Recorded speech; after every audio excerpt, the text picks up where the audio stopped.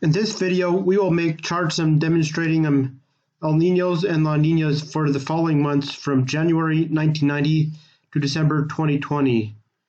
Again, we will make a bar chart for the lengths of each El Niño and La Niña in that time period.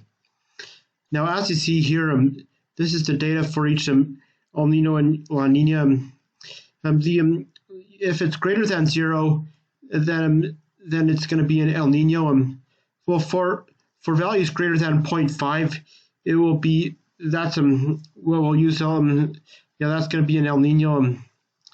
And then for values less than negative 0.5, that will be a La Niña.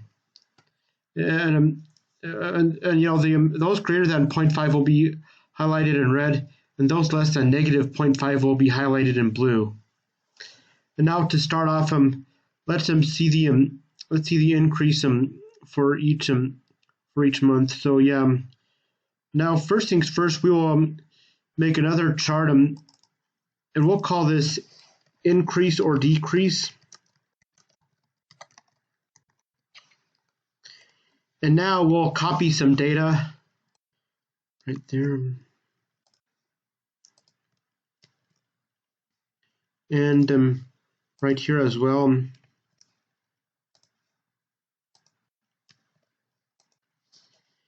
And now to make the word all fit on one line, we have to double click on the far right the corner of the far right column, or we actually drag it out, and then okay, there we go, that's better. So let's do some calculation. See, so first of all, January 1990 is going to be the start where we're starting, so we're going to use 0. And now we're going to see there's a formula right here. If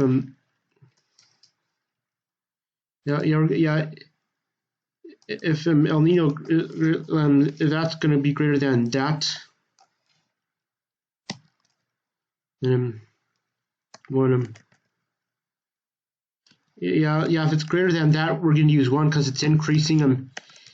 If it's if it's false, if it's equal to that, see, we're going to copy this again.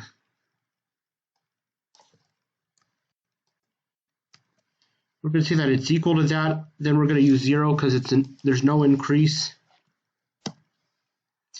And or else it's decreasing. So yeah, we'll do that. And now we'll drag across there and down here. And now about this January column, we're going to say if we're going to see if it's increasing from December of the previous year. If that is going to be greater than that, B3 is greater than M2, B1, and then the same algorithm. If it's equal, we're going to say if it's equal to that, we're going to use 0. Otherwise, it's decreasing, so we'll use -1.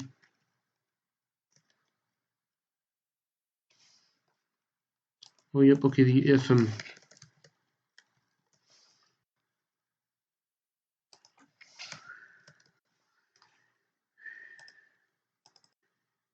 there we go. So let's save that data. And now the next thing we're gonna make a graph, and to do that we're gonna transpose transpose the data. So we're gonna say we're gonna make a macro. To do that, you go to the developer tab, and now we're gonna record a macro, and we're gonna call this macro months. A shortcut key which is required, I'll use Control-Shift-M, so that way I remember because month starts with M, so I'm going to use Control-Shift-M. I just use Shift-M because I just makes it easier to remember for me. Okay, yes, we will place, and we're going to call this, the months are going to be January and February, March, April, May, June, July, August, September, October, November, December. And now we're going to end the macro there. And now as you see, macro is pretty much like a coding in Excel is how I like to think of it. There you have it. So we're going to go.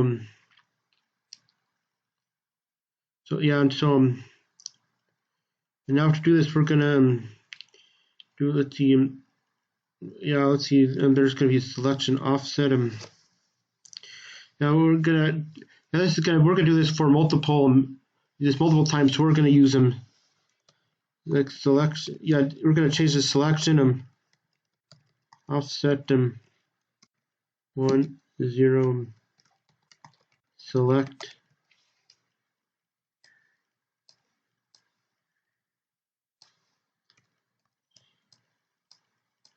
We're going to change all these range A3s to that.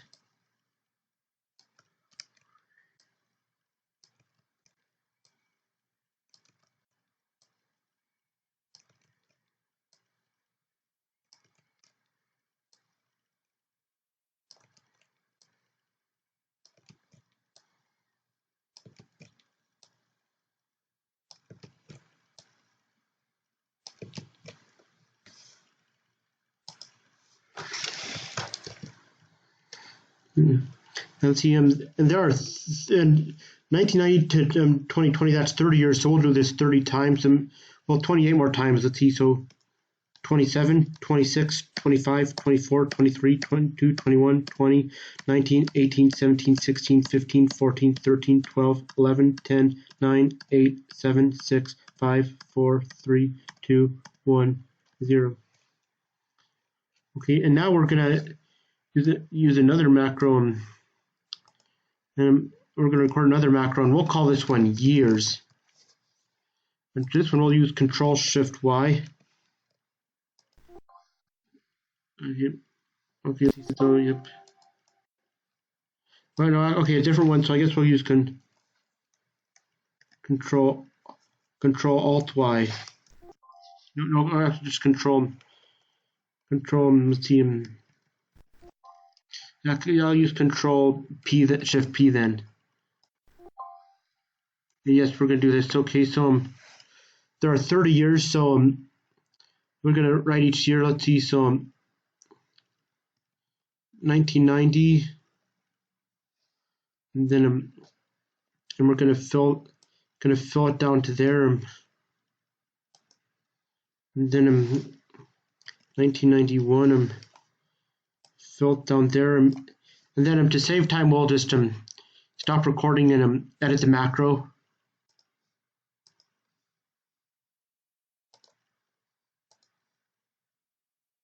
So yep, so there we go. Yeah, so the nice thing about macros is you could just copy the code in them and just do some editing. So let's see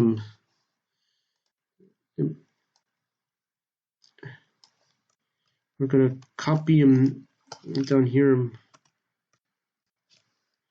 and we're gonna change this B13 to B25. We're gonna change this to 1992 and go from B25 to B36. 36, and then we're going to change this to B25 to B36.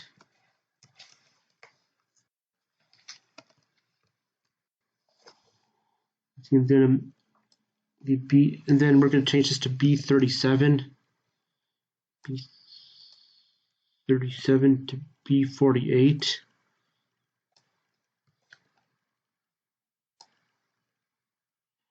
B37 to B48. And that must change to 1993. We're going to keep doing that, and we're going to keep doing that, and so on and so forth.